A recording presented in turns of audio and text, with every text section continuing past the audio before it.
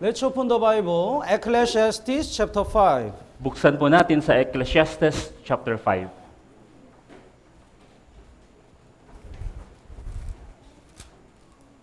Ecclesiastes chapter 5, verses 1 to 6. With Brother Robert, we're going to read alternatively. Basahin po natin sa Ecclesiastes chapter 5 verse 1 to 6. Verse 1, ingatan mo ang iyong mga hakbang kapag ikaw ay nagtungo sa bahay ng Diyos at lumapit upang makinig ay mas mabuti kaysa magbigay ng handog ng mga hangal, sapagkat hindi nila nalalaman na sila'y nagsisigawan ng kasamaan.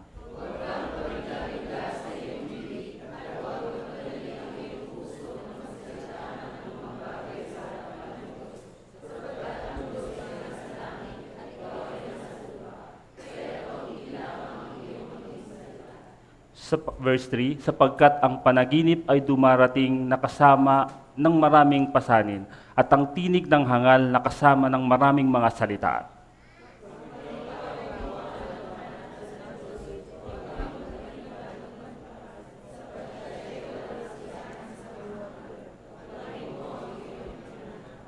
Mas mabuti pa na hindi ka gumawa ng panata kaysa ikaw ay gumawa ng panata at hindi tumupad.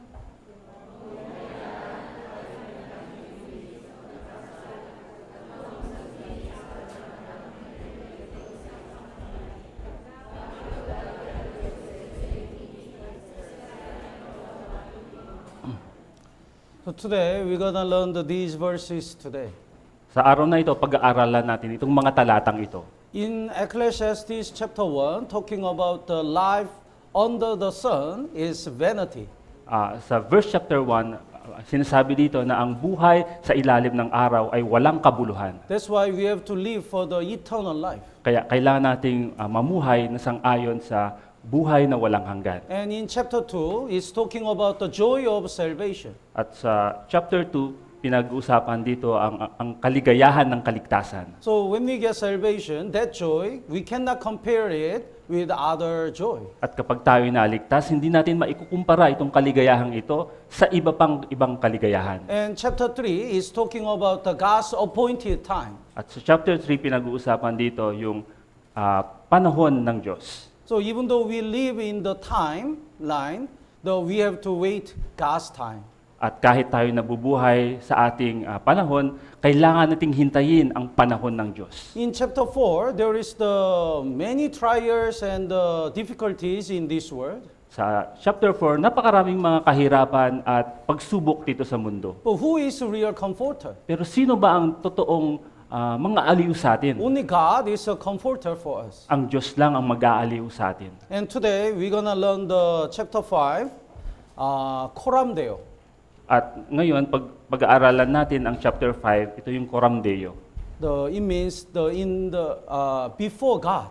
Ang In ibig the presence, before the presence of God. Ang ibig sabihin nito ay sa harapan ng Diyos.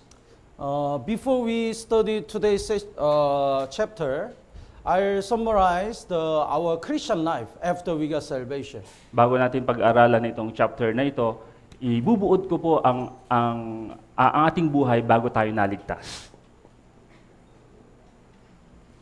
We have to distinguish the way to get salvation and the way to live for God. Kailangan nating malaman ang kaibhan ng pagkakaroon ng kaligtasan sa pamumuhay Kristiyano. How can we get salvation? In order to get salvation, we must not add our own work. Paano ba tayo maliligtas? Para tayo maligtas, hindi dapat natin dinadagdag ang ating mga gawa. Only by God's work, it means the grace, we get salvation. Sa pamamagitan lang ng gawa ng Diyos, ang ibig sabihin sa pamamagitan ng biyaya ng Diyos. So, when we believe that Jesus redeemed all our sins forever, without any condition, we get salvation. At kung tayo mananampalataya dito, tutubusin ng Diyos ang lahat nating mga kasalanan at tayo maliligtas. After we get salvation, we have to work for the Lord in order to pay the sacrifice of Jesus. At pagkatapos nating maligtas, kailangan nating gumawa para sa Panginoon upang suklian ang sakripisyo ni Jesus. Also, we need the grace of God and we have to rely on God. At kailangan din natin ng biyaya ng Diyos at kailangan nating umasa sa Diyos. So, in order to get salvation, we don't need to add our work, but after we got salvation, we have to work hard to render the love of God. At para tayo maligtas, hindi natin kailangan idagdag ang ating gawa. Pero pag tayo naligtas, kailangan nating gumawa para sa Diyos upang suklian ang pag-ibig ng Diyos sa atin. And before we got salvation, we were sinners. At bago tayo maligtas, tayo mga makasalanan. But when we get salvation, we become the children of God. At pagkatapos nating maligtas, tayo naging anak na ng Diyos. That's why when we commit a sin, before we got salvation, we must be judged and go to hell. Kaya nga, kapag tayo nagkasala, bago tayo maligtas, tayo dapat ay hatulan at pupunta sa impyerno. But when we become the children of God, even though we commit a sin, we never go to hell. At nung tayo naging anak ng Diyos na, kahit magkasala tayo, hindi na tayo mapupunta sa impyerno. But it doesn't mean we are free to commit a sin. Pero hindi ibig sabihin nito na kailangan nating magpakasasa sa kasalanan. When we commit a sin, God is so sad. Pag tayo nagkakasala, ang Diyos ay napakalungkot. I died for your sin, but how can you enjoy the sin? Namatay ako para sa kasalanan mo, pero bakit ka nagpapakasasa sa kasalanan? So not to hurt God and not to betray the God's love, we are willing to stop our sin. At para hindi malungkot ang Diyos at upang hindi tayo magtaksil sa pag-ibig ng Diyos, handa tayong itigil ang ating mga kasalanan. Then also, if we intentionally commit a sin, there must be the discipline. At kapag sinasadya nating magkasala, magkakaroon ng disiplina. Because like a father discipline the children, God discipline the saved people. Kasi kung paano dinidisiplina ng isang ama ang kanyang anak, ang Diyos dinidisiplina niya ang kanyang mga tao. So when we get salvation, our position is immediately changed from the sinner to children of God. Kaya nung tayo naligtas, ang posisyon natin sa harapan ng Diyos ay nag-iba na. Dati tayo mga pakasalanan, ngayon tayo mga anak ng Diyos. But our condition is not perfect yet. Pero ang ating kondisyon ay hindi pa perpekto. We still have a sinful nature. Meron pa rin tayong likas na pagkamakasalanan. But the amazing thing is, when we really repent and get salvation, God give us the Holy Spirit. Pero ang kamanghamanghang bagay na dito ay kapag tayo ay nagsisi, binibigay ng Diyos sa atin ang Espiritu Santo. So, before we got salvation, we only have the sinful nature. Bago tayo maligtas, meron tayong likas na pagkamakasalanan lamang. But when we get salvation, Holy Spirit dwells in us. Pero nung tayo naligtas, meron na tayong Espiritu Santo. That's why they always fight until we stand before God. Kaya lagi silang nag-aaway hanggang tayo tumayo sa harapan ng Diyos. Before we got salvation, if we don't attend, even though we don't attend the church, we never feel guilty. Bago tayo maligtas, kapag hindi tayo pumupunta sa church, di ba hindi tayo nagigilty? Even if we don't live according to the will of God, there is no guilty Kahit because no Holy Spirit. Kahit hindi tayo mamuhay na sang-ayon sa kalooban ng Diyos, hindi tayo nagigilty. Bakit? Dahil wala tayong Espiritu Santo. But when we commit a moral sin, because of the consciousness, we feel guilty. Pero kapag gumagawa tayo ng napakabigat na mga kasalanan, dahil sa ating konsensya, tayo ay nagigilty. But after we got salvation, not only for moral sins, but also if the sin which we don't live according to the will of God, we feel guilty because of the consciousness and the Holy Spirit. Pero nung tayo may Espiritu Santo, kapag gumagawa tayo ng kasalanan, ng mga mabibigat na kasalanan, at kahit hindi mabibigat na mga kasalanan, tayo ay nagigilty dahil sa ating konsyensya, pero dahil na rin sa tulong ng Espiritu Santo. Naintindihan po? Oh. So they always fight. Kaya lagi silang nag-aaway. Maybe in the morning, your sinful nature and Holy Spirit already fought. Sigurado, nung kayo nagising, yung inyong likas na pagkamakasalanan at Espiritu Santo ay nag-away na. Sinful nature says, you are tired. Just attend the next week. Sabi ng ating likas na pagkamakasalanan, pagod ka na, next week ka na pumunta. But your Holy Spirit says, no, you have to go to the church. Pero sabi ng Espiritu Santo, hindi, kailangan mo pumunta sa church. So Congratulations. Your Holy Spirit wins today. Kaya congratulations, nanalo ang Espiritu Santo nyo ngayon. Then which side will win? Kaya alin kaya ang mananalo?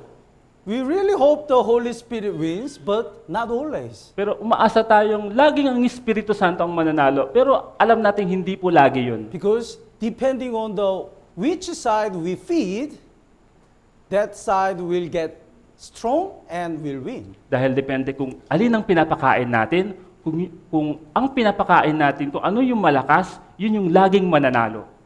What's this? Ano po ito? Manok? Yes, sabong. Black manok and white manok, let them fight. Yung black manok at yung white manok nag-aaway. The owner already knows which manok will win. Pero yung may-ari, alam na niya, aling manok yung mananalo. He said, today white manok will win. Ngayong araw na to, yung white na manok ang Then mananalo. white manok wins. Yung puting manok yung nanalo. Today black manok. Ngayong araw, yung black manok. Then black manok wins. At yung black na manok ang nanalo. So his friends asked him, how did you know? Kaya yung mga kaibigan niya, tinanong siya, paano mo nalaman? It's very easy. If I want the white manok to win, I always feed the white manok only. Napakadali lang. Pag gusto kong manalo yung puting manok, pinapakain ko yung puting manok lang. No food for the black manok. Hindi ko pinapakain yung black na manok. Then it becomes weak and becomes strong, so white manok wins. Kaya nangihina yung black na manok, yung puting manok ay lumalakas, kaya nananalo yung puting manok. Naintindihan po? So, depending on the which side we feed, that side gets strong and control the other side. Kaya depende kung anong side yung pinapakain natin ay lalakas at yun yung mananalo. So, what's the spiritual food for the Holy Spirit? Kaya ano yung pagkain para sa Espiritu Santo? Word of God, prayer, and fellowship. Ito yung salita ng Diyos, pananalangin at pakikisama. Then, through the church, God provides these all spiritual food. At sa pamamagitan ng church, binibigay ng Diyos ang lahat ng mga pagkain ito. That's why if we don't abide in the church, we cannot have the spiritual food, then we cannot control our sinful nature. Kaya pag hindi tayo nananatili sa church, hindi natin makakain ng mga spiritual food na ito, kaya tayo'y manghihina. Ang Espiritu Santo ay manghihina. I never seen the brothers and sisters who can live for God according to His will without church. Hindi pa ako nakakita ng isang brother or sister na kayang mabuhay sa kanyang sariling pamamaraan nang wala ang iglesia. Because that's not possible. Dahil hindi ito posible. But I never seen the brothers and sisters who cannot live for God when we abide in the church.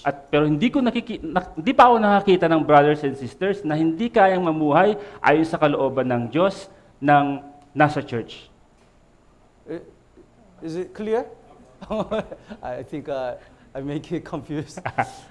Anyway, so the first step to live for God is abiding in the church. Kaya unang hakbang para mamuhay ayon sa kalooban ng Diyos ay manatili sa church. And depending on how much we eat, we can live for God. At depende kung gaano kadaming kinakain natin, kaya nating mamuhay ayon sa kalooban ng Then, Diyos. when our Holy Spirit gets strong and control our sinful nature, first, we can stop the sin. At kapag ang Espiritu Santo ay lumakas at kaya niyang kontrolin yung ating likas na pagkamakasalanan, kaya nating itigil ang mga kasalanan. And Holy Spirit change our life. At ang Espiritu Santo ang magbabago sa ating buhay. And the Holy Spirit make us bear the fruits. We can evangelize, save lost souls. At ang Espiritu Santo ang tutulong sa atin upang magbunga.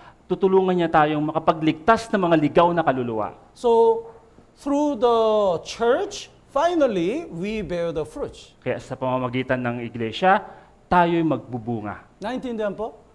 So, don't think the Christian life is not difficult. Kaya huwag niyo pong isipin na napakahirap ng Kristiyanong pamumuhay. If we summarize our Christian life, abiding in the church. Pag ibubuod natin ang ating buhay Kristiyano, ito po yung pananatili sa iglesia. Then, even though you don't know the all detail, God will guide you. At kahit hindi niyo po alam yung mga detalye, gagabayan kayo ng Diyos. That's why the John chapter 15 says, "Abide in me, I in you." Kaya sabi sa 1 kapitulo 15, manatili ka sa akin at ako sa iyo. Jesus is in the church. Si Jesus ay nasa iglesia. So when we abide in the church, we abide in Jesus. Kaya pag nanatili tayo sa iglesia, tayo nanatili kay Jesus. Then Jesus can guide us and make us bear the fruits. At gagabayan tayo ni Jesus at tutulungan niya tayong mamunga. Naintindihan po? So especially the new saved brothers and sisters, please abide in the church. Lalo na para sa mga bagong ligtas na mga brothers and sisters, pakiusap po, manatili kayo sa iglesia. And today, we're gonna learn the life before God. At ngayon, pag-aaralan po natin ang buhay sa harapan ng Diyos.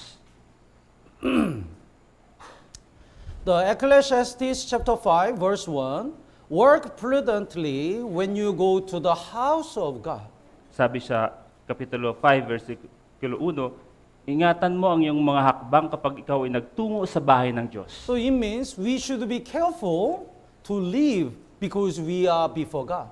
Ang ibig sabihin nito, tayo ay maging careful sa ating pamumuhay dahil tayo ay nasa harapan ng Diyos. So the verse 2, do not be rash with your mouth and let not your heart utter anything hastily before God. Ang Before sabi God. sa verse 2, huwag kang pabigla-bigla sa iyong bibig at huwag magmadali ang iyong mga puso na magsalita ng anumang bagay sa harapan ng Diyos, sa We are- harapan ng Diyos. We are living before God. That's why we should be careful of our mouth. Tayo ay nabubuhay sa harapan ng Diyos, kaya iingatan dapat natin ang ating bibig. And when we have the vow or pledge, we have to keep it because we did it before God. That's the verse 4. Kapag tayo ay may panata, kailangan nating panatilihin iyon at gawin dahil tayo nasa harapan ng Diyos. So verse 4, when you make a vow to God, do not delay to pay it.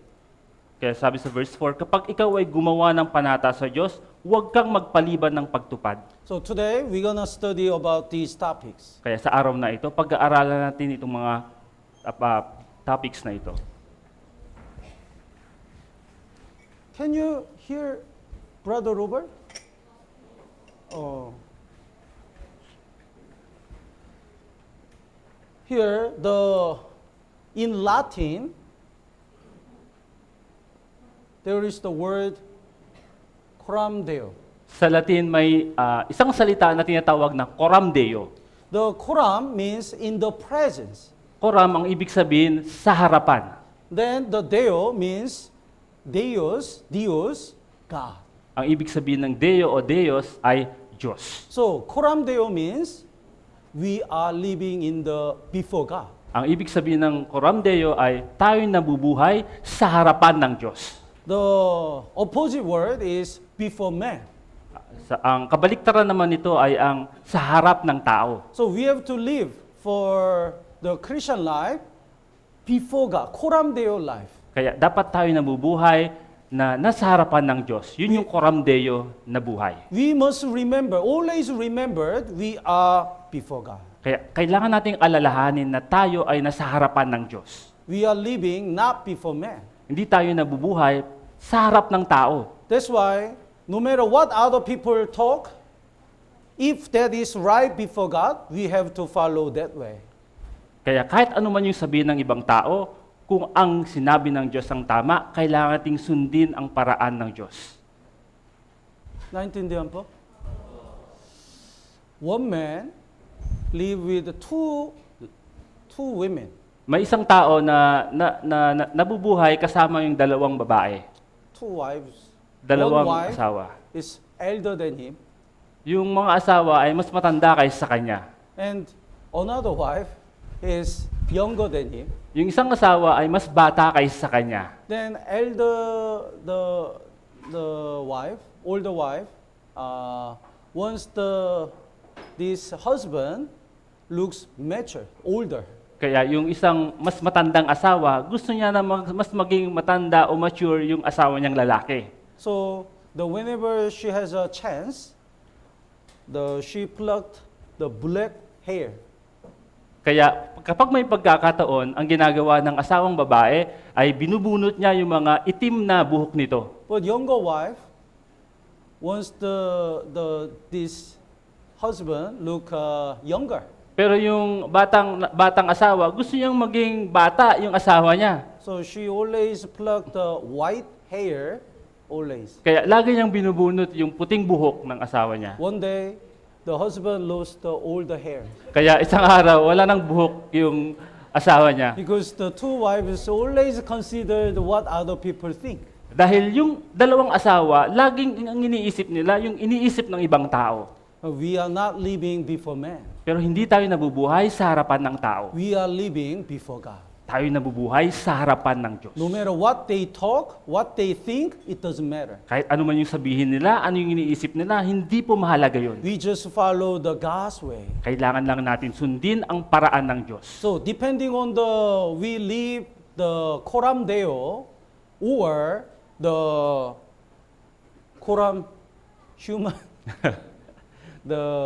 our Christian life is totally different. Depende kung paano tayo nabubuhay, kung ang pamumuhay natin ay Coram Deo o Coram tao, ang ating Kristiyanong pamumuhay ay pwedeng magkakaiba. Let's look at Jeremiah chapter 23. Tingnan po natin sa Jeremias chapter 23.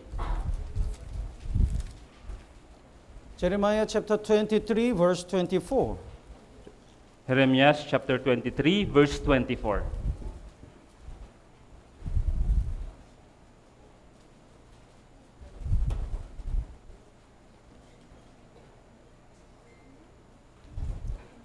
Basahin po natin ng sabay-sabay. 3, 2, 1.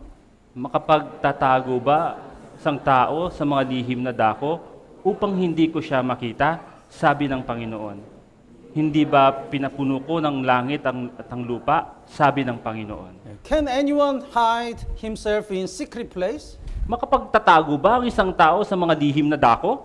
I don't want to see God. Ayaw kong makita ang Diyos. I want to hide. Gusto kong magtago. But still, God is there. Pero ganun pa man, ang Diyos ay nandun. God is everywhere. Ang Diyos ay nasa kahit saan pa So man. no matter what we do, God is watching us. Kaya kahit ano yung gawin natin, ang Diyos ay nakatingin sa atin. No matter how much we are tired, God is watching us. Kahit gano'n pa man tayo kapagod, nakatingin ang Diyos sa atin. So it's really comforted word and also fearful word. Kaya ito yung nakakaaliw na salita at sa kabaliktaran naman na isang nakakatakot na salita. Even though nobody knows my sacrifice, God, whenever I sacrifice, God was there. Kahit hindi pa nakikita ng ibang tao ang aking sakripisyo, pero nakikita ng Diyos ang aking mga sakripisyo. That's why it's okay, because I did it before God. Kaya okay lang yun dahil ginawa ko yun para sa Diyos. But even though nobody was there, when I commit a sin, God was also there. Pero sa kabaliktaran naman, kahit walang nakakakita, kapag gumawa ako ng kasalanan, ang Diyos ay nandoon. That's why we should be careful. Kaya dapat tayong mag-ingat. We are always before God. Coram Deo. Tayong lahat ay laging nasa harapan ng Diyos. So, Coram Deo. Jeremiah said, do I not feel the heaven and earth? The Lord says, do I not feel the heaven and earth? It means God is everywhere. Ang sabi, hindi ko ba katatakutan ng langit at ng lupa? Ang ibig sabihin, ang Diyos ay nasa paligid natin. The Esau wanted to kill the Jacob, his brother. Si Esau gusto niyang patayin si Jacob na kanyang kapatid. So Jacob ran away. Kaya si Jacob ay tumakbo. He was alone. Siya ay mag-isa. And he was scared. At siya ay natakot. But when I slept, he dreamed. And in the dream, he realized God is with him. Pero nung siya'y natulog, siya'y nanaginip at nalaman niya na ang Diyos ay kasama niya. Then when he woke up, he said, surely God is here, but I didn't know that. Kaya nung siya'y nagising, nalaman niya na, totoo, nakasama ko ang Diyos, pero hindi ko dating alam yun. That's why Jacob called that place Bethel. Kaya tinawag ni Jacob na yung lugar na yun na Bethel. Bethel means in the house of God. Ang ibig sabihin ng Bethel ay sa bahay ng Diyos. He realized, I was in the house of God, but I didn't know. At naunawaan niya na andun pala ako sa bahay ng Diyos pero hindi ko alam. So we have to remember we are always living before God. Kaya dapat lagi nating alalahanin na tayo ay nabubuhay sa harapan ng Diyos. Martin Luther also lived the Coram Deo life. Si Martin Luther ay nabuhay din na sang-ayon sa Coram Deo na pamumuhay. He was a priest, the Catholic Church, the priest. Siya ay isang pari sa Katoliko. And he thought he could be forgiven by hurting himself. At iniisip niya na sa pamamagitan ng pagpaparusa sa kanya, ay mapapatawad siya. But one day he realized Romans chapter 1 verse 17, the just shall live by faith. At naunawaan niya sa Romans chapter 1 verse 17 na ang mga The just. Would you read? The Romans chapter 1 verse 17. Romans. chapter 1 verse 17. So Romans chapter 1 verse 17. Sapagkat dito ang katuwiran ng Diyos ay nahayag mula sa pananampalataya hanggang sa pananampalataya, gaya ng nasusulat. Ngunit ang taong matuwid ay mabubuhay sa pamamagitan ng Yes, pananampalataya. the last part. The just shall live by faith, not by the hurting himself or not by work. Ang matuwid ay mabubuhay sang-ayon sa pamamagitan ng pananampalataya, hindi sa pamamagitan ng pananakit sa kanyang sarili. Through this verse, he got salvation. Sa pamamagitan ng talatang ito, siya ay naligtas. Then he confessed that before I got salvation, I was so careful before God because I was scared. At umamin siya na bago siya maligtas, siya ay nag-iingat sa harapan ng Diyos dahil siya ay natatakot. But after I got salvation, I tried to be careful because I'm so thankful before God. Pero pagkatapos siyang naligtas, sinabi niya na siya ay nag-iingat dahil nasa harapan siya ng Diyos at iniingatan niya ang pag-ibig ng Diyos sa kanya. And he talked about the wrong things in the Catholic Church. At sinabi din niya ang mga maling mga bagay na ginagawa sa Romano Katoliko. That's why he was caught and stood in the court. Kaya siya ay hinuli at dinala sa hukuman. And excommunicado? Yeah. Excommunicated? Oh. So the Roman Catholic Church threatened him, they gonna excommunicate him. Kaya tinreten siya ng mga Roman Catholic na siya ay ma-excommunicated. If the person was excommunicated from the Catholic Church, it means he is worthy to be killed.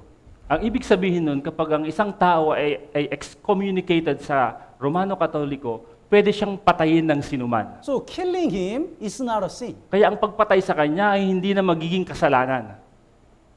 So if the Martin Luther think about what other people think, he was so scared. He probably must be so scared. Kaya pag-iisipin lamang ni Martin Luther ang isipin ng iba, maaring siya'y sobrang matatakot. But he boldly said, Lord, I'm here. Pero matapang niyang sinabing, Panginoon, ako ay andito. I cannot remove what I said if that is not right according to the Bible. Hindi ko pwedeng bawiin ang mga sinabi ko kung ito naman ay tama sang-ayon sa Biblia. If that is wrong according to unless it is wrong according to the Bible, I cannot remove it. Hanggang sa ang sinabi ko ay mali sang-ayon sa Biblia, hindi ko pwedeng bawiin ito. So he boldly said, "Here I stand, Lord. Please help me." Kaya matapang niyang sinabi, ako, Panginoon, ay nakatayo sa iyong harapan, kaya tulungan mo ako. Actually, he stood in the court. Sa katunayan, siya'y tumayo sa hukuman. He stood in front of many people. Siya'y tumayo sa harapan ng napakadaming mga tao. But he didn't see these people. He only see God who is before him. Pero hindi niya nakita ang mga taong ito. Ang nakita lang niya ay ang Diyos na nasa kanyang harapan. So boldly he said, "Lord, here I am. Help me." Kaya matapang niyang sinabi, Panginoon, andito ako sa harapan mo. Tulungan mo ako. So we have to remember Coram Deo. Kaya pakiusap, sana maalala natin ang Coram Deo. So if we always think what other people think about us, and consider the other people's eyes, then we live like a hypocrites. Kaya kung iniisip lang natin ang iisipin ng tao sa atin, o kung ano yung paningin ng ibang tao sa atin, kung gano'n ang ating pamumuhay ay magiging hipokrito. We just follow the people's way, not God's way. Susundin lang natin ang pamamaraan ng mga tao, hindi ang pamamaraan ng Diyos. Let's look at the 1 Samuel. Tingnan po natin sa 1 Samuel, 1 Samuel chapter 8, unang Samuel chapter 8, verse 4 and 5. verse 4 and 5. Unang Samuel chapter 8, verse 4 and 5. Would you read? Nang magkagayoy, nagtipon-tipon ang mga matanda ng Israel at pumaroon kay Samuel sa Rama. At kanilang sinabi sa kanya, ikaw ay matanda na at ang iyong mga anak ay hindi sumusunod sa iyong mga daan. Humirang ka ngayon para sa amin ng isang hari upang mamahala sa amin gaya ng lahat ng mga bansa. So the Israel people said, we don't have a king. Kaya sabi ng mga Israelita, wala tayong hari. So please make us a king to judge us like all the nations. Kaya maghirang ka sa amin ng hari upang mamahala sa amin gaya ng mga bansa. All other nations have a king, Ang mga ibang mga bansa ay may mga hari. but only we don't have a king. Pero kami, wala kaming hari. But there is a king in Israel, God. Pero hindi nila alam na may hari sa Israel, iyon ay ang Diyos. But they considered what other nations are doing. Pero ang tinitingnan nila kung ano yung ginagawa ng ibang mga nasyon. That's why instead of God, like other nations, they ask the visible king. Kaya sa halip na yung Diyos, gaya ng ibang mga bansa, humingi sila ng kanilang hari. That is really big sin. Iyon ay napakalaking kasalanan. In our Christian life, if we consider the people's thinking or people's way, even though that is not the will of God, we follow that way. Sa ating Kristiyanong pamumuhay, kung iniisip natin ang iniisip ng tao at pamamaraan ng mga tao, kung ito ay mali, hindi ito pamamaraan ng Diyos. In the school, all the students, all the classmates have the boyfriend and girlfriend. Sa eskwelahan, yung mga classmate natin, may mga boyfriend, may mga girlfriend. And why you don't have a boyfriend? Why you don't have a girlfriend? O bakit ikaw wala kang boyfriend, ikaw wala kang girlfriend? You are all really different. Ikaw kakaiba ka talaga. Yeah. So in order to hang out with other people, I also need to make a boyfriend or girlfriend. At para magkaroon tayo ng maraming mga kaibigan, kailangan ko rin magkaroon ng boyfriend at girlfriend. If we think the Coram Deo, we don't need to follow that way. Kung iniisip natin ng Coram Deo, hindi dapat natin sinusunod yung ganung paraan. In the church, if we think what other churches are doing, we cannot follow the will of God. Sa ating iglesia, kung iisipin lamang natin ang ginagawa ng ibang mga iglesia, hindi natin kayang masunod ang kalooban ng Diyos. We become the hypocrites. Tayo magiging mga hipokrito. Let's look at Matthew chapter 6. Tingnan po natin sa Mateo Kapitulo 6. Matthew chapter 6, verse 1. Mateo chapter 6 verse 1. I'm really thankful because our church is doing its best to distinguish what is the really right according to the Bible. Nagpapasalamat ako na dahil ang ating iglesia ay ginagawa ang lahat ng mga paraan upang malaman kung ano ang pamamaraan na sang-ayon sa Biblia. And we don't follow the people's tradition. At hindi natin sinusunod ang tradisyon ng mga tao. So in Philippines, is there any church the congregation always memorize the Lord's Prayer? Sa iglesia sa Pilipinas, may mga church ba na laging minememorize yung Lord's Prayer? Oh, also. In Korea, when they finish the sermon, they always memorize the Lord's Prayer. Sa Korea, kapag natapos ang sermon, lagi talaga nilang binabanggit ang Lord's Prayer. So when I was young, I was so happy when we memorized the Lord's Prayer because it means it's over. Kaya nung ako'y bata pa, sobrang tuwa ko nung na-memorize ko yung Lord's Prayer kasi inisip ko na okay na, tatapos na. But Let's look at the verse 9 first. Pero tingnan po natin sa verse 9 muna. Therefore, Jesus said, "Do not be like them, for your Father knows the verse 9. In this manner, therefore, pray, Our Father in heaven, hallowed be your name." Sabi, manalangin nga kayo ng ganito, Ama naming nasa langit, sambahin nawa ang pangalan mo. Huh? Verse 9. Verse 9. Yes. Oh, then from verse 9, Jesus mentioned about the Lord's Prayer. Kaya mula siya, verse 9, binanggit ni Jesus ang Lord's Prayer. So many people think, many churches think, oh, Jesus give us the Lord's Prayer, so we have to repeat and memorize. Ang iniisip ng mga ibang iglesia, binigay ng Diyos sa atin yung Lord's Prayer, kaya kailangan nating i-memorize ang panalangin ito. That's why all churches follow that way. Kaya lahat ng mga churches, yun yung sinusunod. But no matter what, how many people and how many churches follow that way, the intention, meaning of Jesus is not like that. Pero kahit napakadaming mga iglesia, ang ganito yung ginagawa, dapat malaman natin na yung intention ni Jesus ay hindi po iyon. The chapter 6 is talking about the hypocrites.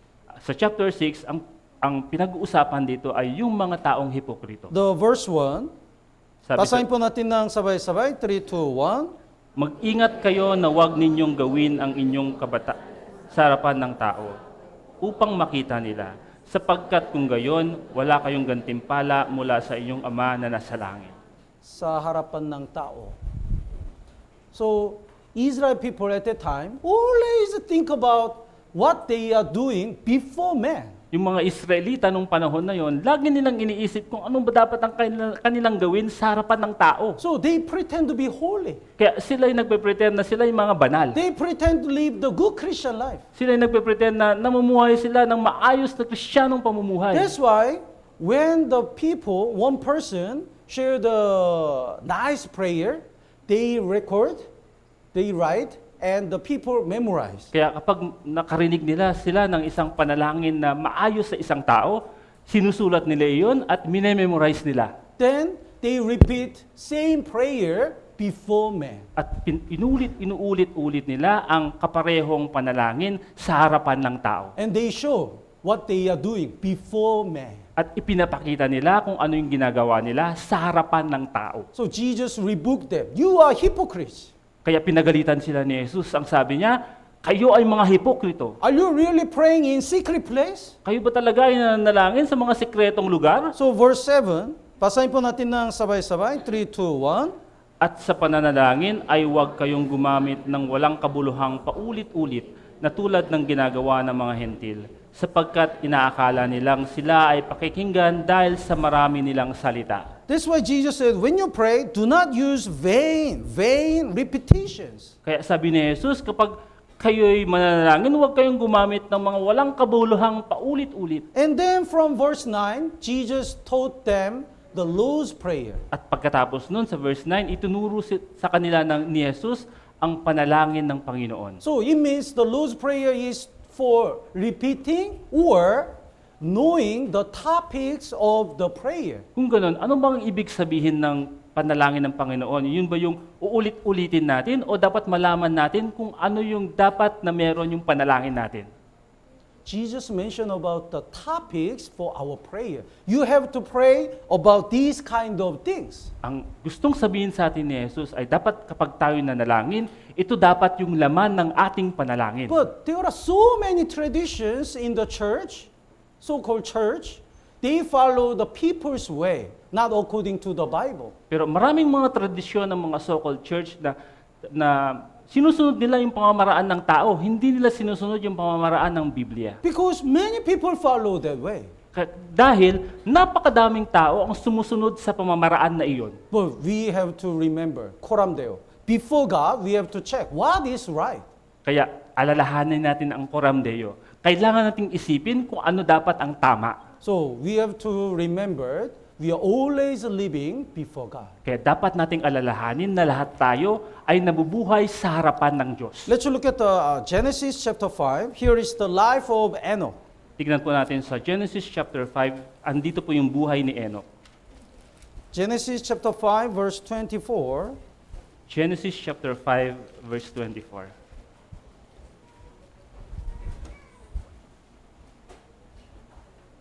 Would you read?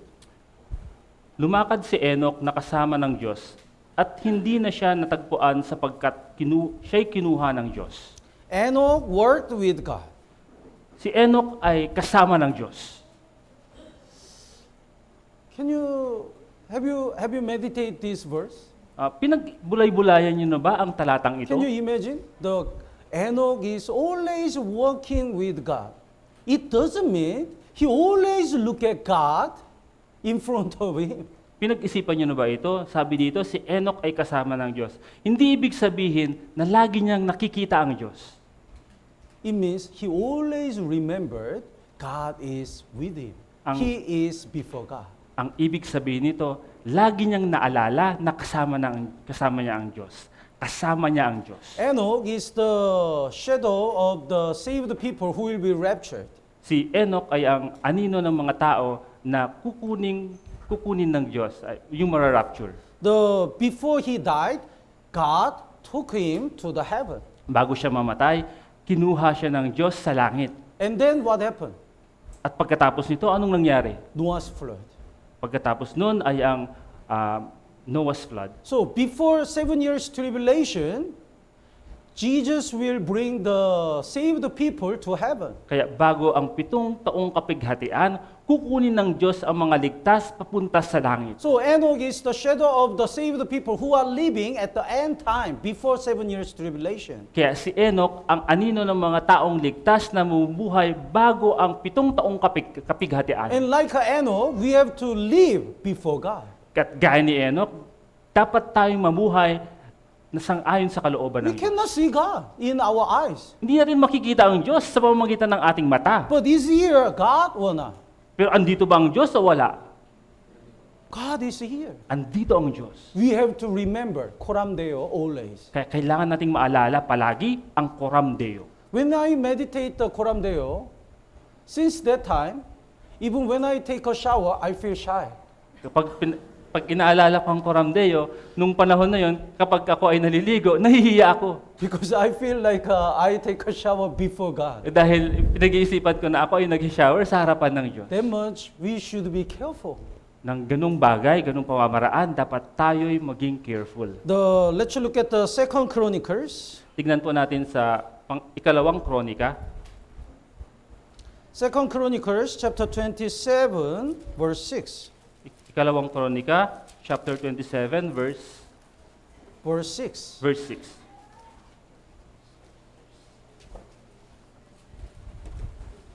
Ikalawang kronika, chapter 27, verse 6. 2 Chronicles chapter 27, verse 6. Would you read? Here is the life of Jotham. Ito po yung buhay ni Jotham. Kaya't si Jotham ay naging makapangyarihan sapagkat inaayos niya ang kanyang pamumuhay sa harapan ng Panginoon niyang Diyos. He worked the right way before the Lord. Gumawa siya ng tamang paraan sa harapan ng Diyos. So he always remind the Coram Deo. At lagi niyang inaalala ang Coram Deo. That's why he couldn't go to the wrong way. Kaya hindi niya kayang gumawa ng maatim na gumawa ng ibang paraan. That's why the Jotham became mighty. God make him the stronger and stronger. Kaya ginawa ng Diyos na si Jotham na makapangyarihan. The verse 2, basahin po natin ng sabay-sabay. 3, 2, 1. At kanyang ginawa ang matuwid sa paningin ng Panginoon ayon sa lahat ng ginawa ng kanyang amang si Uzias. Liban lamang sa hindi niya pinasok ang templo ng Panginoon. Ngunit ang taong bayan ay sumunod sa masasamang gawain. The last part, but still the people acted corruptly. Ngunit ang mga taong bayan ay sumunod sa masasamang gawain. But no matter how people live, whether they commit the sin or not, Jotham didn't care. Kahit na ang mga tao ay gumagawa ng masama, kahit na sila ay gumagawa ng kasalanan, walang pakialam si Jotham He doon. did what was right in the sight of the Lord. Ginawa pa rin niya na ang tama sa harapan ng Diyos. So, don't follow, don't consider how other people live. Kaya huwag niyong ikonsidera kung paano namumuhay ang ibang tao. When I was in Castello Church, there is the Hanjin company. Nung ako ay nasa Castilleos Church, may isang kumpanya na ang tawag ay Hanjin Company. Then the many brothers and sisters work in that Hanjin company. At napakadaming mga brothers and sisters ay dun nagtatrabaho sa Hanjin Then Company. there, here is the company. Then there are part of the ship, many part, Parte ng ship. many Barko. materials to make a ship. At dun sa kumpanyang yon ay maraming mga parts ng ship, yung mga parte ng ship. Then the workers threw the materials out of the fence. At ang ginagawa ng mga empleyado, kinukuha nila yung parts ng ship at itinatapon dun sa kabilang bakod. Because when they go out, the guard check what they have. Dahil kapag sila yung lumalabas, chine-check ng guard kung ano yung dala-dala nila. And when they get out, they find what they threw and sell. At kapag sila yung lumalabas, umiikot sila at hinahanap nila yung tinapon nila at ibinebenta nila yon. And they want our brothers to join this work. At gusto nila na yung mga brothers and sisters natin na gawin yung ganitong trabaho. Our brothers never join it. At yung mga brothers natin, hindi sila sumunod. That's why all other workers really hate our brothers. Kaya yung mga kasama nila sa trabaho, galit na galit sa ating mga brothers. Because they are scared. These brothers inform to the boss. At dahil takot na takot yung ating mga brothers, ipinaalam nila ito sa kanilang boss. So that's why they make a story about our brothers and talk about many bad things about our brothers. Kaya ang ginawa nila ay nagsalita sila ng mga hindi tunay na mga salita at gumagawa sila ng mga kwento-kwento sa ating mga brothers. They are really evil, but we cannot follow that way. Sila ay mga masasama pero hindi dapat natin sila sundin. Tama po ba? So, the Jotham, the verse 2, he did what was right in the sight of the Lord. Kaya si Jotham, ang ginawa niya ay ang matuwid sa paningin ng Panginoon. Let's look at the Acts chapter 4. Tingnan po natin sa Gawa chapter 4.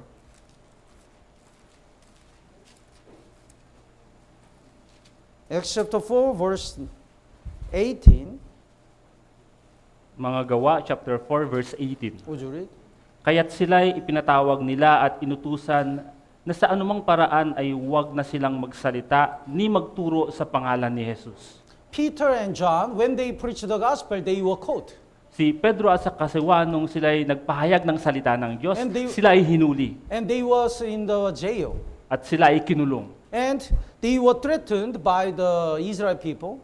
At sila ay na-threaten ng mga Israelita. If you preach the gospel again, you're gonna be killed. Kung ipapahayag mo ang salita ng Diyos, papatayin ka namin. You're gonna go to the jail. Pupunta ka sa kulungan. But the verse 19, basahin po verse 19 and 20, basahin po natin ng sabay-sabay, 3, 2, 1. Ngunit sumagot sa kanila si Pedro at si Juan, kung matuwid sa paningin ng Diyos na makinig muna sa inyo sa halip na sa Diyos, kayo ang humatol, sapagkat hindi maaaring hindi namin sabihin ang aming nakita at narinig. Yes. He really think the Koram Deo.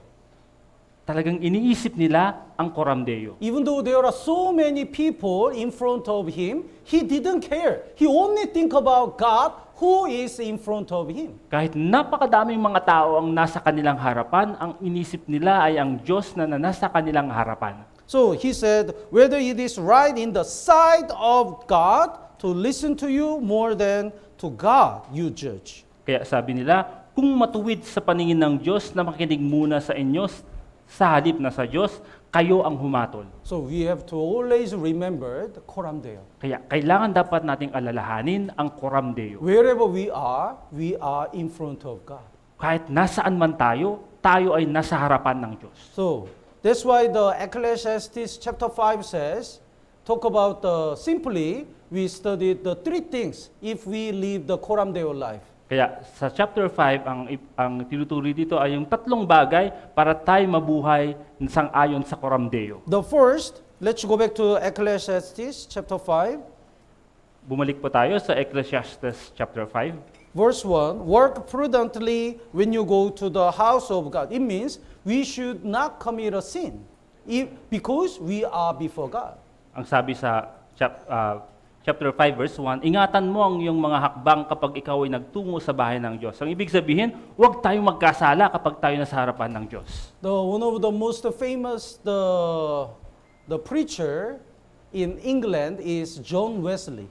Isa sa mga napakatanyag na preacher sa England ay si John Wesley. And he, in order to check himself before God, he always evaluate the 7 things every day. Kaya para suriin ang kanyang sarili sa harapan ng Diyos, kailangan niyang tinitingnan ang 7 na bagay araw-araw. First one is, am I always praying? Ang una ay, lagi ba akong nananalangin? Second, am I always rejoicing? Pangalawa, Happy? lagi ba akong natutuwa? And third, am I always thankful? Pangatlo, ako ba ay laging nagpapasalamat? And the next, am I always greedy? Pang-apat, ako ba ay laging sakim? And number 5, is there anything I fear? Pang-lima, meron ba akong kinakatakutan? And number 6, do I continuously feel the love of God? Pang-anim, lagi ko pang nararamdaman ang pag-ibig ng Diyos? And number 7, can I assure that my word and action please God? Ang pang-pito, nasisigurado ko ba na ang aking mga salita at mga gawa ay kalugod-lugod sa harapan ng Diyos? When I read this list, instead of what kind of list or the question he asked, it really touched my heart. He always check himself before God. Nung nabasa ko tong listahan na to, sa halip na yung listahan, ako ay nahimok ang aking puso. Bakit? Dahil lagi niyang iniisip kung ano siya sa harapan ng Diyos. If we always remember we are living in front of God, we cannot commit a sin. Kung tagi nating iisipin na tayo nabubuhay sa harapan ng Diyos, hinding-hindi tayo magkakasala. David always lived the Coram Deo life. Si David, lagi siyang nabubuhay sang-ayon sa Coram Deo na buhay. Even though he make a big mistake, he truly repent. Kahit na lagi siyang nagkakamali, lagi siyang nagsisisi. He committed the sexual sin and the murder.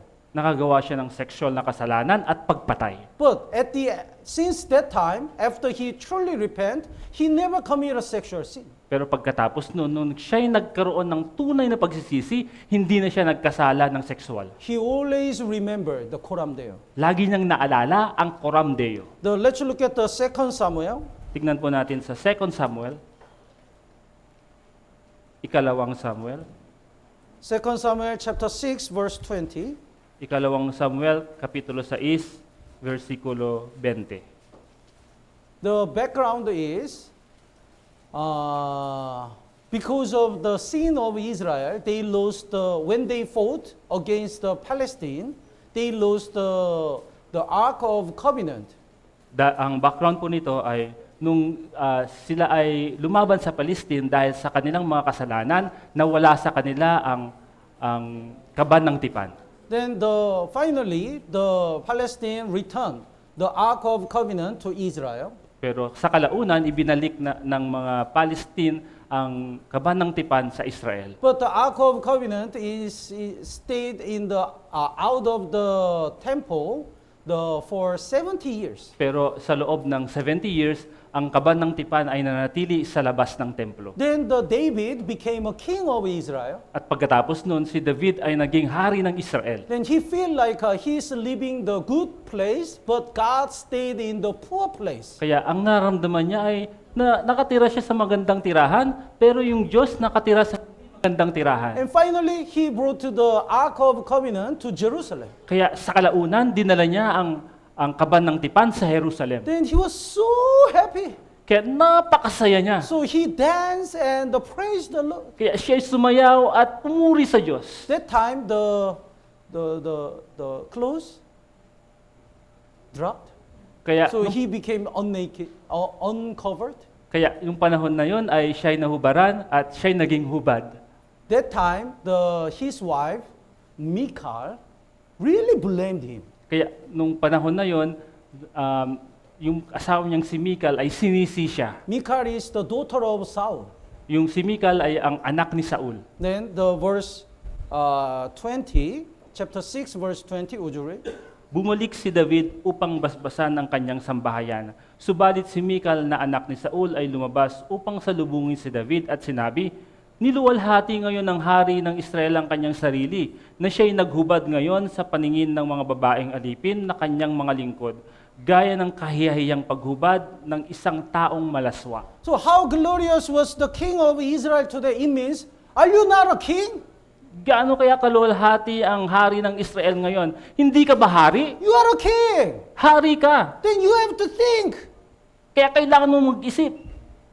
You not to lose the fame of the king, authority of the king. Kaya dapat hindi mo mawala ang fame ng isang king, yung otoridad ng isang hari. You are uncovered. Ikaw ay hubad. Then what do other people think about you? Kaya kung ganun, ano yung iisipin ng ibang tao sa'yo? So Michal said, uncovering himself today in the eyes of the maids of his servants. Kaya sabi ni Michal, siya ngayon ay hubad sa harapan ng kanyang mga lingkod. So she's thinking about God or other people? Kung ganun, ano ba yung iniisip niya? Yung Diyos ba o yung ibang tao? Ibang tao. But David said, the verse 21, basahin po natin ng sabay-sabay, 3, 2, 1. Sinabi ni David kay Michal, "Iyon ay sa harap ng Panginoon na siyang pumili sa akin sa higit sa iyong ama at higit sa buong sambahayan niya, upang hirangin ako bilang pinuno ng Israel, ang bayan ng Panginoon. Kaya't ako'y magsasaya sa harap ng Panginoon." So the Ark of Covenant is going to the palace. Kaya ang kaban ng tipan ay papunta na sa palasyo. It means God is coming.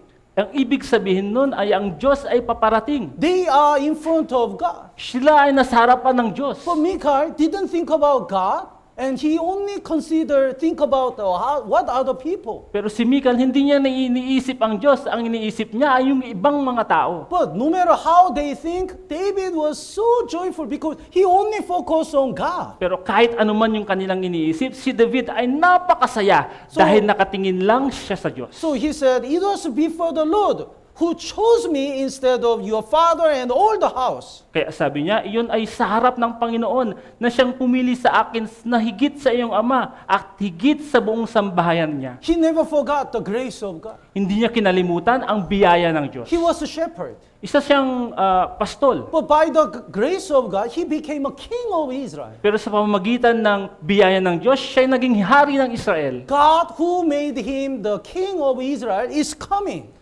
Siya na Diyos na gumawa sa kanya bilang hari ay paparating. That's why joyfully he danced. What's the problem before God? Kaya siya ay sobrang saya. Anong problema? Yun ay sa harapan ng Diyos. So the eyes of the Michal and the eyes of David, really, their view are really different. Kaya ang paningin ni Michal at ang paningin ni David ay magkakaiba. In our Christian life, in the church, we always think Coram Deo. Sa ating iglesia, kailangan nating palaging isipin ang Coram Deo. Tama po ba? So, wherever we are, God is there. Kaya kahit nasaan man tayo, ang Diyos ay nandun. So the Psalm number 139, I love this chapter.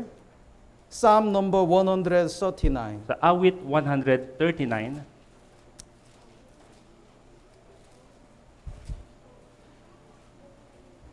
From verse 1 to 6, it's talking about God knows everything. mula verse 1 hanggang verse 6, ang pinag-uusapan dito ay alam lahat ng Diyos. Verse 1, O Lord, you have searched me and know me. Sa verse 1, O Panginoon, siniyasat mo ako at nakilala mo ako. But from verse 7, it's talking about God is everywhere. At sa verse 7, ang tinutukoy dito ay ang Diyos ay nasa kahit saan man. So the verse 7, basahin po natin ng sabay-sabay. 3, 2, 1. Saan ako pupunta mula sa iyong espiritu? O o saan ako tatakas mula sa harapan mo? Yes. Sometimes we want to be alone. Minsan gusto nating mapag-isa. We don't want to look at the other people and other things. Ayaw nating tumingin sa ibang tao, sa ibang mga bagay. Even still that time, God is there.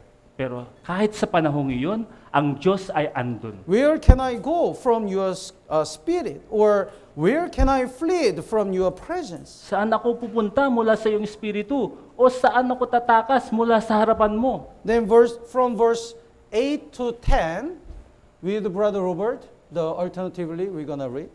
Sige po, basahin natin ang salitan mula verse 8 hanggang 10. Verse 8, kung ako'y umakyat sa langit, ikaw ay naroon. Kung gawin ko ang aking higaan sa Sheol, ikaw ay naroon.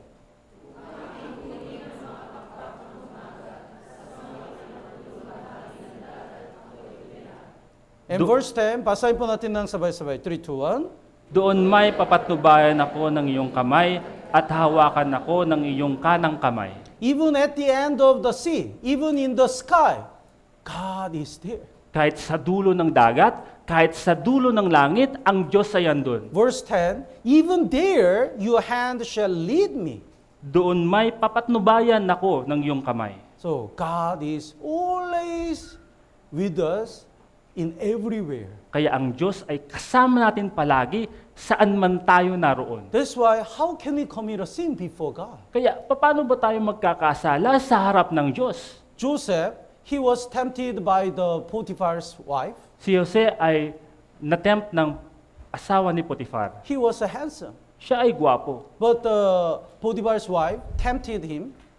At, Let's siya, sleep together. at sinabi ng asawa ni Potifar sa kanya, at matulog tayong sabay. Then he said, how can I commit a big sin before God? At sabi ni Jose, paano ko gagawa ng kasalanan sa harapan ng Diyos?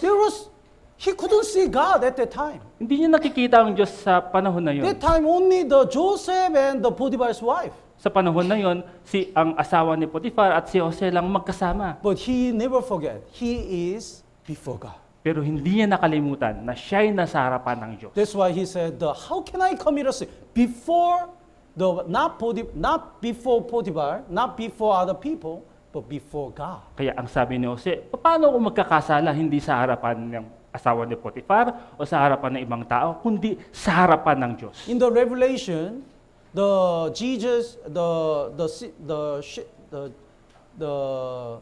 Revelation says Jesus has 7 eyes, Sabi sa 7 Apocalypse, horns and 7 eyes. 7 Horns. horns. Horn. Sabi sa Apokalipsis, ang Diyos ay may 7 pitong sungay at 7 mata.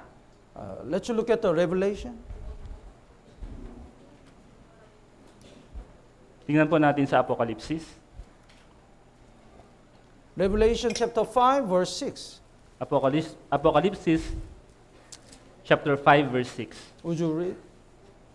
Pagkatapos ay nakita ko sa gitna ng trono at ng 4 na nilalang na buhay at sa gitna ng matatanda ang isang korderong nakatayo, na tulad ng isang pinaslang na may 7 sungay at 7 mata, na siyang 7 espiritu ng Diyos na sinugo sa buong daigdig.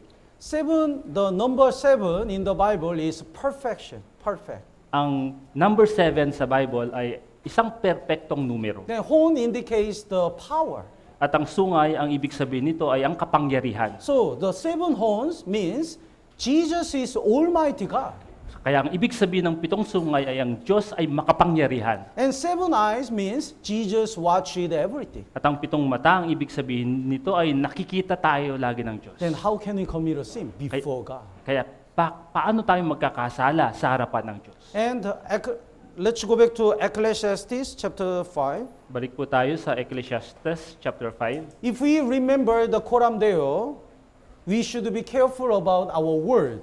Kaya kung maalala natin ang Coram Deo, kailangan natin mag-ingat sa ating mga salita. So verse 2. Sa Do verse- not be rash with your mouth, and let not your heart utter anything hastily before God. Before God. Kaya sabi sa verse 2, huwag kang pabigla-bigla sa iyong bibig at huwag magmadali ang iyong mga puso na magsalita ng anumang bagay sa harapan ng Diyos. That's why the Bible says we have to put the watchman in our mouth. Kaya sabi ng Biblia, kailangang merong tagatingin sa ating bibig. Guard. Tagabantay sa ating bibig. Let's look at the Psalm number 141.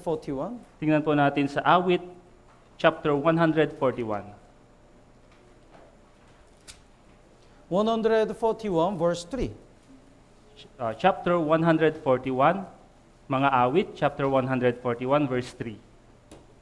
Would you read? Maglagay ka ng bantay sa aking bibig, O Panginoon.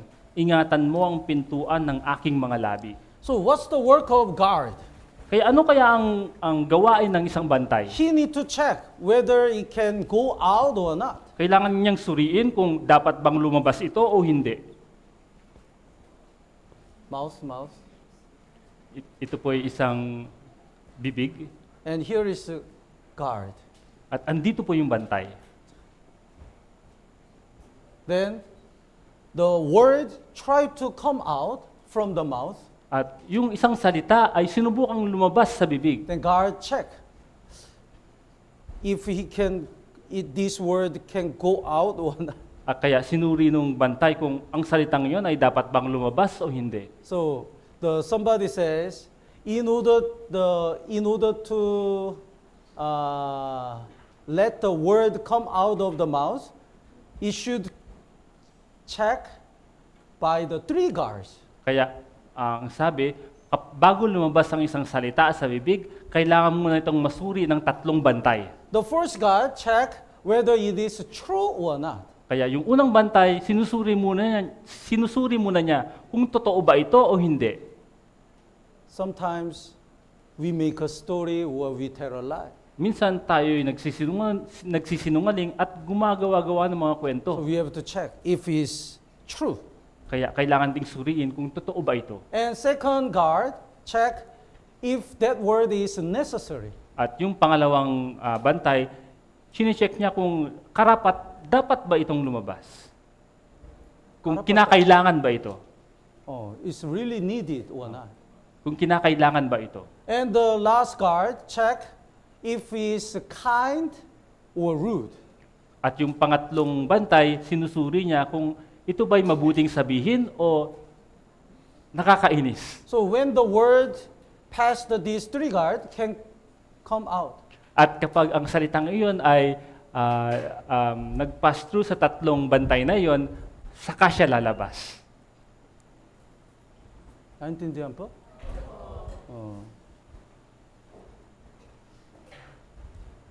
So if we remembered we are talking before God, we should be careful about our word. Kaya pag naalala natin na tayo ay nagsasalita sa harapan ng Diyos, kailangan ting mag-ingat sa ating mga sinasabi. And the last one is, if we make a vow and a pledge, we have to pay it. We have to do it because we did it before God.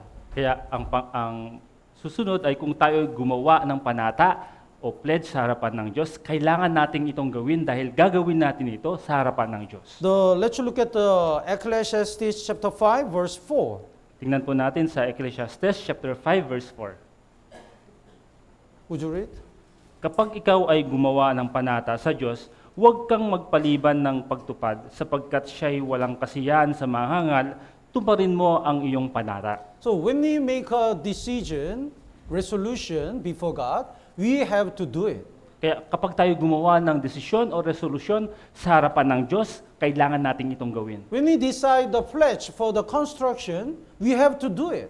Nung tayo gumawa ng panata para sa construction, kailangan natin itong gawin. Because we did it before God. Dahil ito'y ginawa natin sa harapan ng Diyos. Because it's the promise between God and us. Dahil ito yung pangako sa pagitan natin at ng Diyos. The Bible says, verse 6, would you read? Huwag mong hayaan na akayin ka ng iyong bibig sa pagkakasala at huwag mong sabihin sa harapan ng anghel na iyon ay isang kamalian. Bakit magagalit ang Diyos sa iyong tinig at sisirain ang gawa ng iyong mga kamay? So even though we say, that was a mistake, it was an error, God doesn't accept it because God already know. Kaya kahit sabihin natin na yun ay isang pagkakamali, hindi po rin ito tatanggapin ng Diyos kasi alam na ng Diyos. Let's look at the Psalm number 139 16. Tingnan po natin sa Awit, chapter 116. 116, verse 14. Chapter 116, verse 14.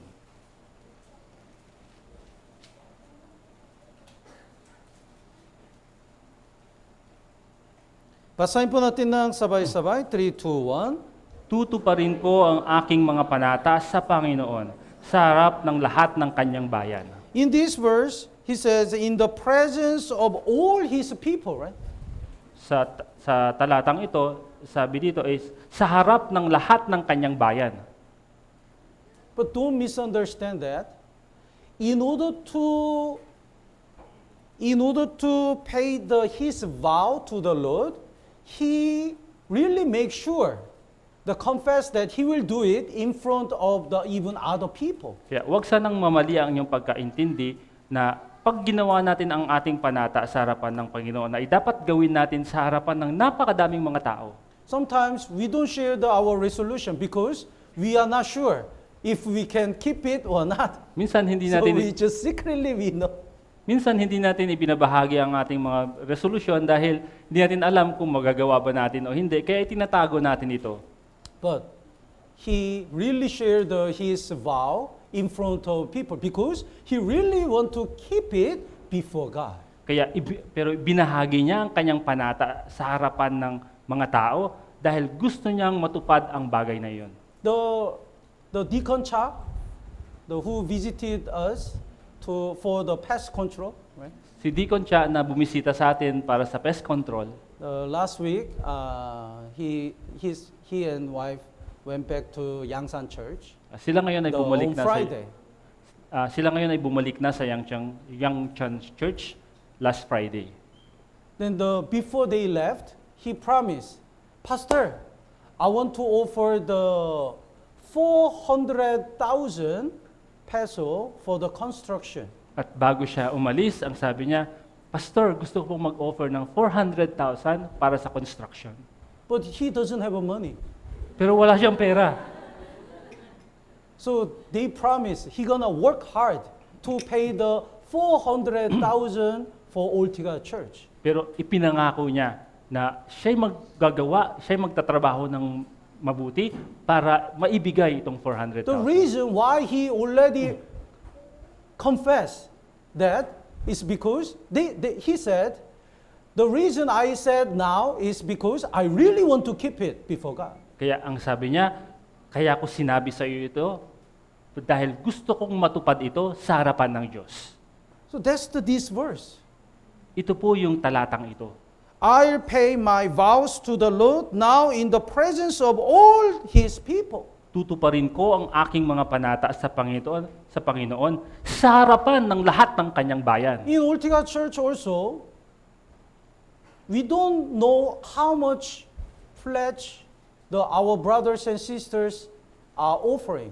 Sa Ortigas Church, yung mga brothers and sisters, hindi rin natin alam kung gaano kalaki ang kanilang mga pledge. But the many brothers and sisters sacrifice a lot. Pero maraming mga brothers and sisters ang nagsasakripisyo ng madami. The many brothers and sisters, I know their situation, but they really offered a lot offering for the construction. May mga brothers and sisters na alam ko ang kanilang sitwasyon, pero sila yung nag-aalay, naghahandog ng napakalaki para sa construction. But you don't know this, right?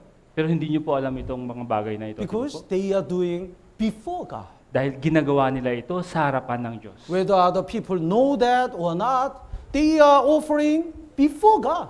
Kung alam ito ng mga tao, hindi, ginagawa nila ito sa harapan ng Diyos. We work hard for the church because we are doing it before God. Tayo'y gumagawa ng mabuti para sa church dahil ginagawa natin ito para sa Diyos. We do our ministry. We do evangelize other people because we are doing it before God. Ginagawa natin ang ministry. Ginagawa natin ang pag-evangelize ng maraming mga tao dahil ginagawa natin ito sa harapan ng Diyos. That's why whether other people know my sacrifice or not, it doesn't matter. Kung alam naman ng ibang mga tao ang aking mga sakripisyo, hindi ito importante. As long as we please God, we do it. Ang importante kung ito'y kalugod-lugod sa harapan ng Diyos, ginagawa ko ito. Because we are living before God. Dahil tayo ay nabubuhay sa harapan ng Diyos. So, when we are stumble, don't think about other people. Kaya kung tayo natitisod, huwag mong isipin ng ibang tao. Sometimes I'm really sad.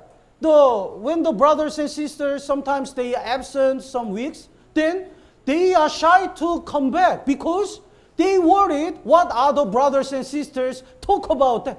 Ako ay What nalulungkot. kind of Christian life is this? Ako ay nalulungkot dahil may mga kapatid na pag hindi nakapagpaliban na sa iglesia ng ilang linggo, nahihiya na silang pumunta sa church dahil iisipin nila kung ano yung sasabihin ng ibang tao sa kanila. We Anong are klaseng living- Kristiyanong pamumuhay ito? We are living before God. Tayo ay nabubuhay sa harapan ng Diyos. So if there is something you need to repent, repent before God. Kaya kung meron man kayong kailangang pagsisihan sa harapan ng Diyos, pagsisihan ninyo ito sa harapan ng Diyos. If you want to make a resolution for the Lord, make a resolution before God. Kung kayo gusto nyong gumawa ng resolusyon para sa Diyos, gawin nyo ang bagay na iyon sa harapan ng Diyos. And return before God. At bumalik kayo sa harapan ng Diyos. Our Christian life is in the presence of God. Ang ating Kristiyanong pamumuhay ay sa harapan ng Diyos. Please don't forget the Coram Deo. Pakiusap, huwag nyo pong kalimutan ang Coram Deo. Don't think about the other people or what people think or what people say. Huwag nyo pong isipin ng ibang tao. Huwag nyo pong isipin ng iniisip ng ibang tao o yung sinasabi ng ibang tao. Of course, we can listen their advice and we can learn from other people, but basically, we have to remember the Coram Deo. Opo, pwede tayong makinig ng kanilang mga advice o pwede tayong makarinig ng mga aral mula sa kanila, pero huwag nating kalimutan ang Coram Deo. So offering the tithe and construction offering, nobody force you to offer. Kaya yung tithe, yung offering para sa construction, walang pumipwersa sa atin upang mag-alay. Nobody check how much you offer. Walang nag-check kung magkano ba yung hinahandog natin. But we do it because we are doing before God. Pero ginagawa natin ang mga bagay na yon dahil ginagawa natin ito sa harapan ng Diyos. Tama po ba? Yes. So, until we stand before God, we have to remember always Coram Deo. Kaya hanggang tayo tumayo na sa harapan ng Diyos, lagi nating dapat alalahanin ang Coram Deo. Let's look at the last verse, Galatians chapter 1, verse 10. Tingnan po natin ang ating last verse sa Galatia chapter 1 verse 10. Galatians chapter 1, verse 10. Galatia chapter 1 verse 10. Basahin po natin ng sabay-sabay. 3, 2, 1. Ako ba'y naghahangad ngayon ng pagsang-ayon ng mga tao o ng Diyos? O sinisikap ko bang bigyang lugod ang mga tao? Kung ako'y nagbibigay lugod para rin sa mga tao, hindi sana ako naging alipin ni Kristo. We live not to please man, but to please God. Hindi tayo nabubuhay upang bigyang lugod ang mga tao, kundi bigyang lugod ang Diyos. We are before God. Tayo ay nasa harapan ng Diyos. So, as long as we can please God, no matter what happens, we just follow that way. Kaya ang pinaka-importante sa lahat ay ang malugod ang Diyos. Kung ganon, dapat nating sundin yung pamamaraan na iyon. Tama po ba? Let's pray together. Tayo po'y manalangin.